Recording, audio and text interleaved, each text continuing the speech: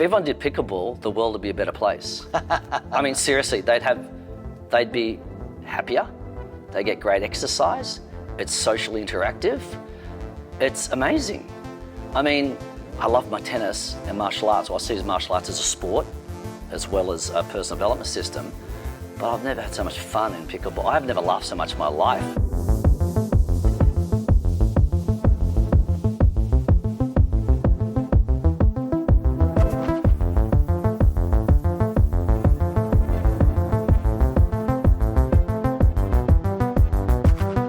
Hello, welcome to the future of pickleball.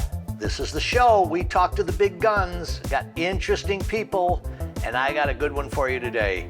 Ladies and gentlemen, I'm going to introduce you to John Gill. Welcome, John. G'day, Paul. How you going, mate? You notice John speaks a little different than some of our other guests. One of the things I've looked forward to with getting John on the show is he is a native Australian, travels the world, lives in the United States now, deep in the pickleball space, and he has a unique characteristic. John has been a world champion in martial arts, and I want to hear something about that. Let's get started. John, how did you get to where we're sitting here? Tell me about martial arts and John Gill. I will, Paul. It's since 1998 I've been here competing in the martial arts world championships. I started with winning the American Black Belt championships, and they gave me the confidence to stay on and then continue every year into the World Martial Arts Championships. And also there's like Winter Internationals in January, and the World Champs are end of June each year, which is coming up next week actually. And yeah, it's just been amazing journey for, since 1998, over 25 years, back and forward, competing and winning a lot of the world self-defense titles, which has been fun. As an instructor in Hapkido and Taekwondo back in Australia, I started teaching self-defense in 1985 at schools. And in 1987, I opened, got into Grandmaster Sung Soo Lee and became black belt with Hapkido and Taekwondo under awesome Grandmaster Sung Soo Lee, Korean Grandmaster. Fortunate to live in Sydney where I lived, so that was good. Good. And I've been trained with him since the mid-80s, and then I got my black belt with him and started teaching Hapkido and Taekwondo with him from 1987, 1988, from there onwards. So that's how it all happened, then competing. Sure.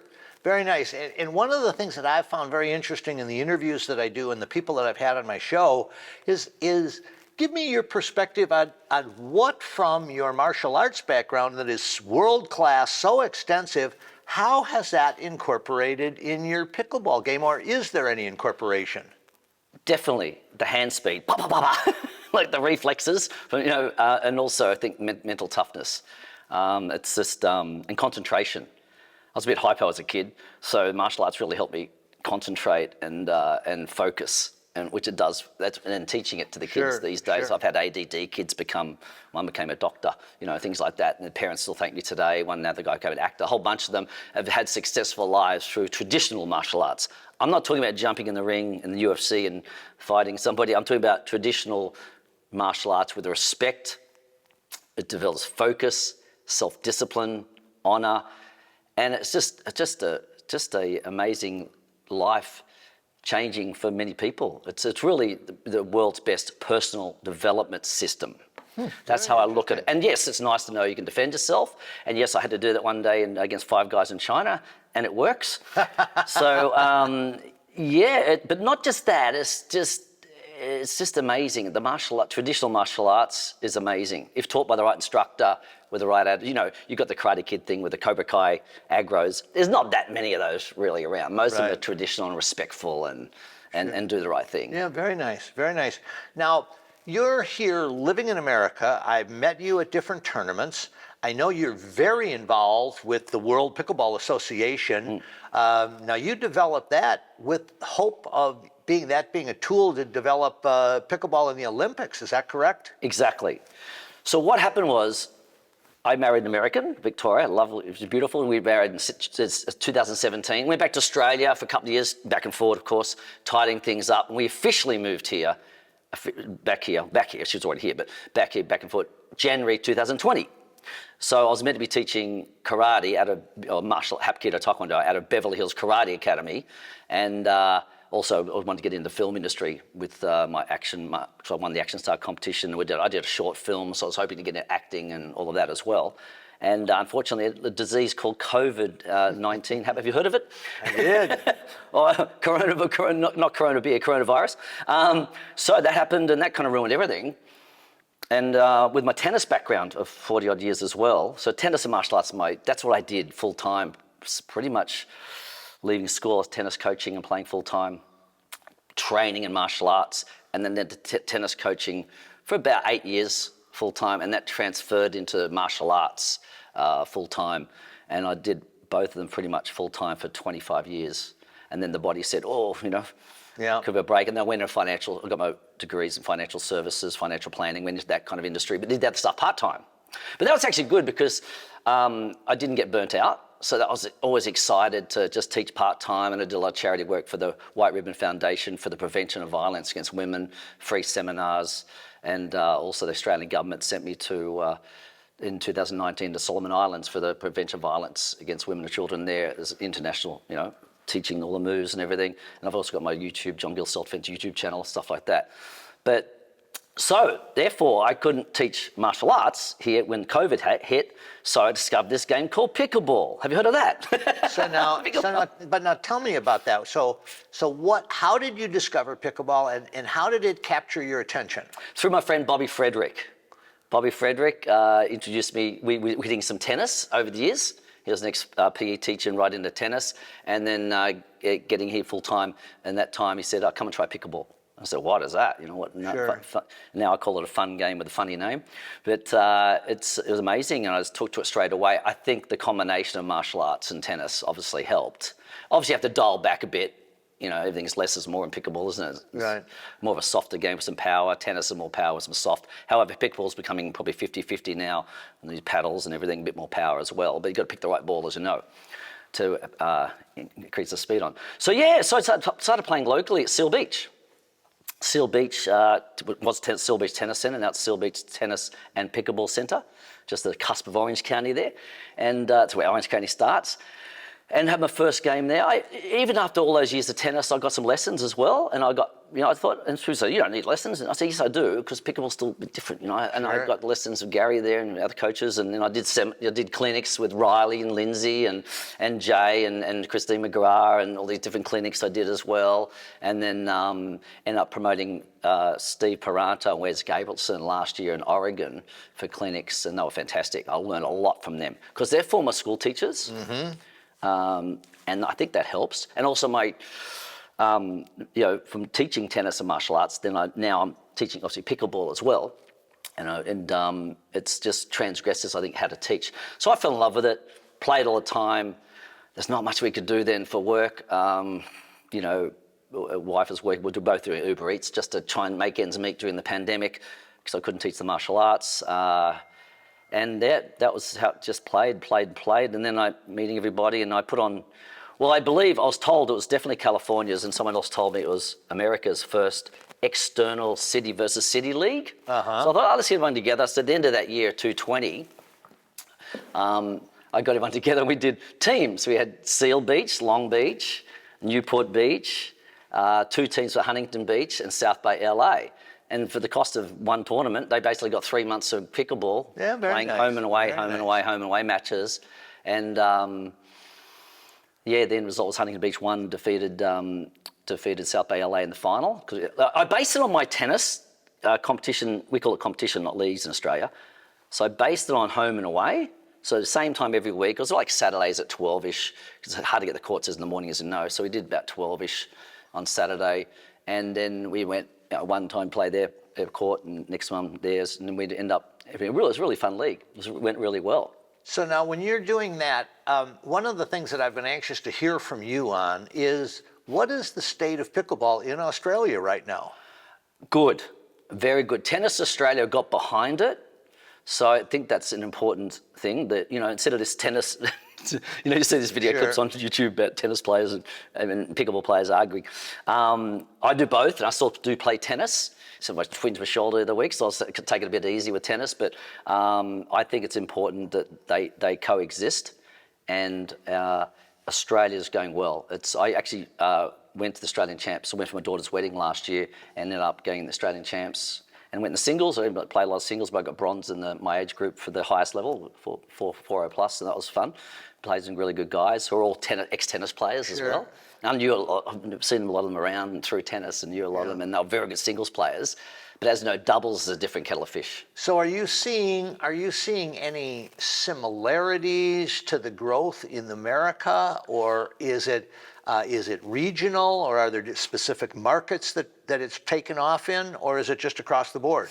Yes, well, I was there for, ended up being a 3-week trip to 2.5 months. So unfortunately, I got tinnitus of the eardrum, and I couldn't fly back, so I had to stay there for a while. So I ended up playing with them a lot and getting to know everybody there, and particularly Sydney, where I'm from.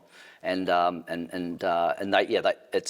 growing well. They've got associations and everything, and they got tournaments. Obviously, Australian Champs is around October long weekend. They call it every year, and they have other tournaments. And obviously, it's a population of 25 million compared to 360 or something in America. So, but I think percentage-wise, being a tennis nation as well. Sure. As you know, US Open's here, Australian Open's there. I think that'll transgress in bigger and better. And Tennis Australia definitely promoting it as well.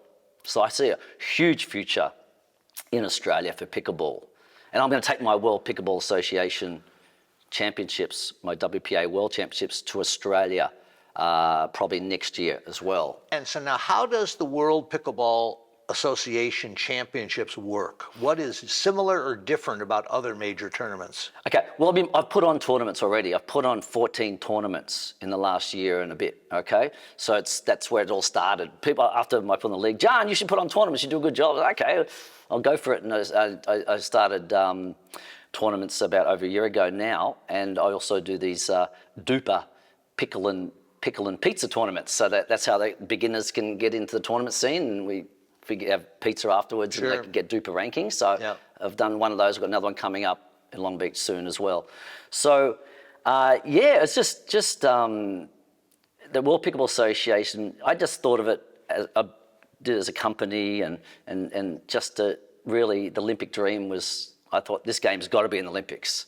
This game has to be in the Olympics. And then, of course, which some of you don't know about, Australia 2032 is Olympic Games. Obviously, we've got LA 2028. Yep.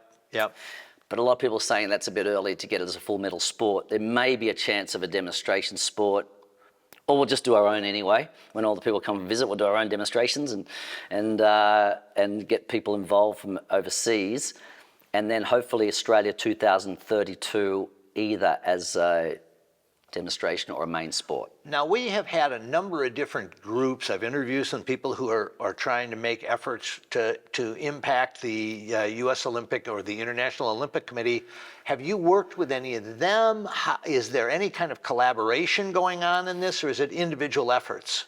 Not yet, but my student just told me the other day he's friends with one of the Olympic Committee guys in Australia. So he's going to hook us up. He's coming in July. So I'm going to meet with him. As a start, he's on the Australian Olympic Committee. Sure. I don't know, even with my sporting background, I was kind of tempted to apply for an Olympic Committee position if there is any available on the international committee with my martial arts and tennis history, which has been pretty good, and now pickleball. So I'm hoping maybe I might be able to get on the board if there is a vacancy, or at least have some connections with those people. I think this is the problem with. Okay, so there's not enough tournaments around the world, so I do want to take it into Asia and Europe and UK and everything eventually with my World Pickleball Association. That's fine, but what we need to do is we've got to get obviously more people playing around the world, and have the Olympic Committee realise that if there was an Olympics, right? Because the issue now is that what they think, they're probably thinking, oh, it's just American dominated, that means America will get all the medals. No, because as you know, the college tennis system here, Jay DeVille from France, and Catherine, everyone from all the different, Simone, Brazil, everyone's from different countries. Not everyone, but a lot of them from different countries because they came to the college tennis system. Right. Maybe didn't quite work out in tennis. As you know, you've really got to make top 100 or so in the world to be a pro tennis player, make a lot of money. So they went to pickleball. So there is a good selection from those people. The selection doesn't have to come from the people that live in that country. Right. They can be living here, but they still represent Brazil and France and all these other countries. So I think it'd go really well. I think there's a USA versus the rest of the world tournament later in the year as well. So that'd be pretty cool. Yeah. And at PPA arranging.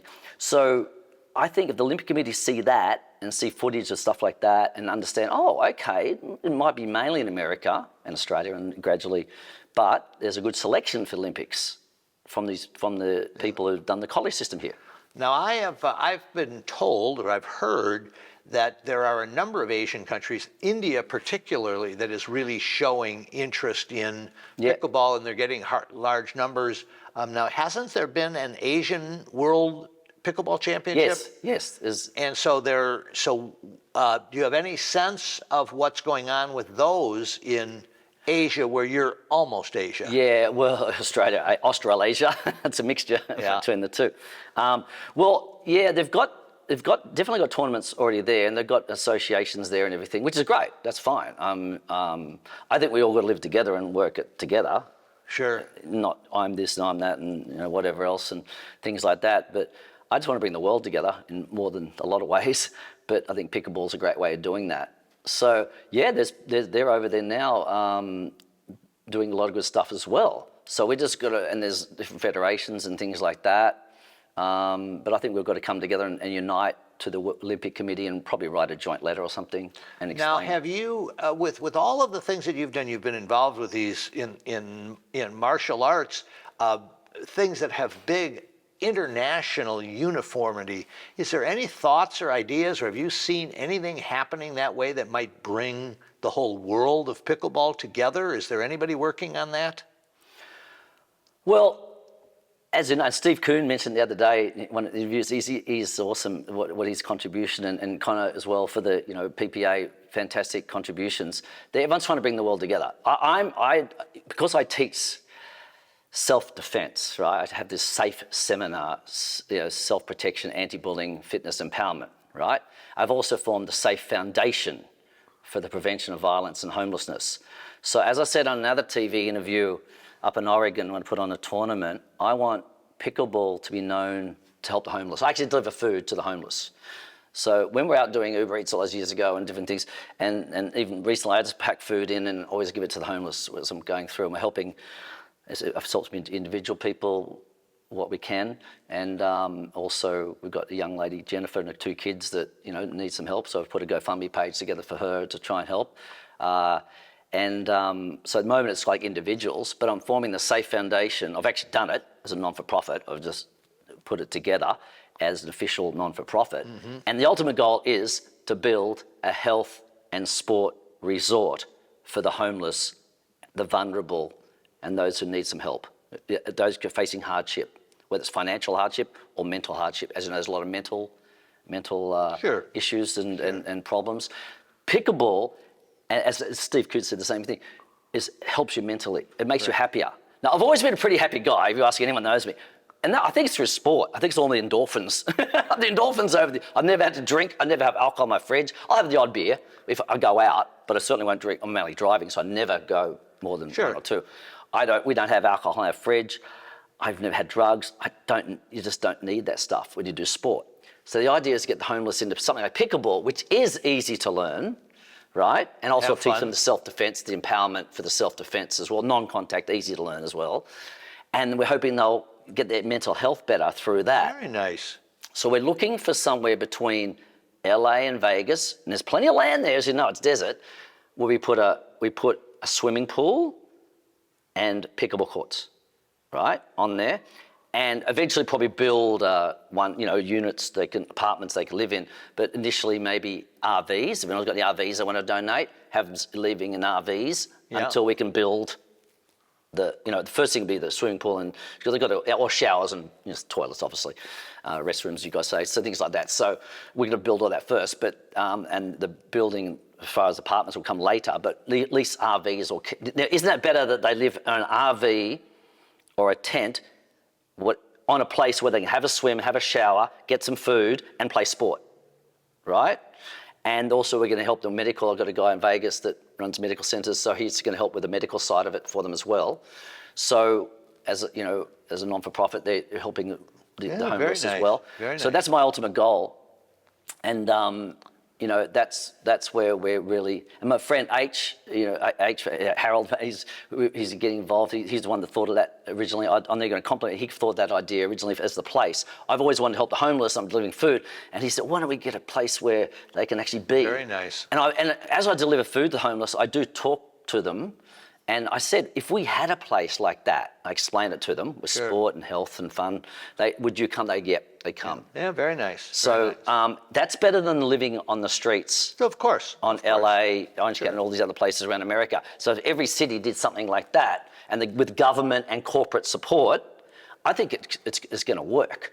But it needs the money. It needs the government and corporate support. And we'll teach them pickleball for free. I'll teach them self-defense. We'll do all that stuff. They need some financial education. They need to get, obviously clean up and get their life together and be happy on sport and having fun, and then natural endorphins, and then get back in the workforce from there. So now, when you're thinking about all of these different tangents that you're involved with and interests that you have. In your fantasy world, what would pickleball be? What would you like to see happen that you think could make a significant difference for the whole population everywhere? If everyone did pickleball, the world would be a better place. I mean, seriously, they'd be happier. They get great exercise. It's socially interactive. It's amazing. I mean, I love my tennis and martial arts. Well, I see martial arts as a sport, as well as a personal development system, but I've never had so much fun in pickleball. I've never laughed so much in my life in the last 3.5 years since I've been doing pickleball. Very nice. And I'm a happy guy. Yeah.